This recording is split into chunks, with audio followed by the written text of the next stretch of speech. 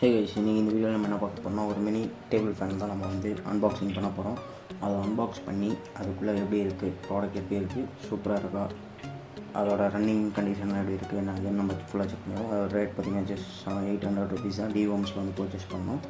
And வந்து பார்த்திங்கன்னா இப்போ வந்து வாங்க நம்ம வந்து இந்த ஃபேனை வந்து அன்பாக்ஸ் பண்ணிடுவோம். Let's go inside.